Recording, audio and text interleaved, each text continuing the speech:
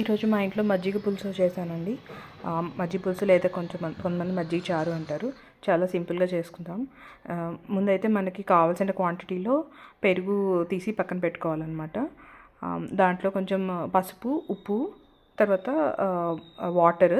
కొంతమంది చిక్కగా చేసుకుంటారు, కొంతమంది పలుచగా చేసుకుంటారు. దాన్ని బట్టి వాటర్ వేసుకోవాలి. నేను కొంచెం మీడియంగా చేశాను, మరీ పలుచగా కాదు, లైట్గా అలా చేశాను.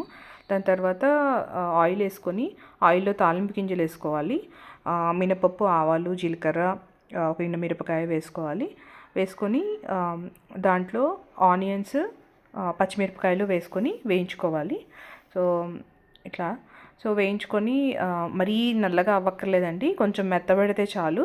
సో అప్పుడు కొంచెం అల్లం వెల్లుల్లి చాలా కొంచెం అండి, క్వాంటిటీని బట్టి కొంచెం దంచుకొని వేసుకోవాలి. వెల్లుల్లి కదా, సారీ, అల్లం ఒక్కటే దంచుకొని వేసుకోవాలి. ఎక్కువ వేసుకోవద్దు, ఎక్కువ వేసుకుంటే ఘాటు ఎక్కువైపోతుంది.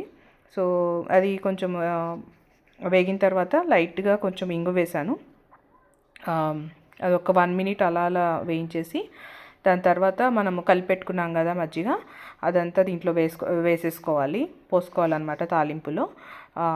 ఒకసారి వన్స్ మనము మజ్జిగ పోసేసుకున్న తర్వాత స్టవ్ కట్టేయండి, లేకపోతే కొంచెం విరిగిపోయినట్టు అవుతాయి. సో మామూలుగా మజ్జిగ మనం కాచమన్నమాట. సో అంతే, ఫైనల్గా ఇలా ఉంటుంది. చాలా టేస్టీ ఉంటుంది, చాలా ఈజీ. ఎప్పుడన్నా మనకి ఏమీ కూర చేసే మూడ్ లేనప్పుడు ఇలా చేసుకోవచ్చు.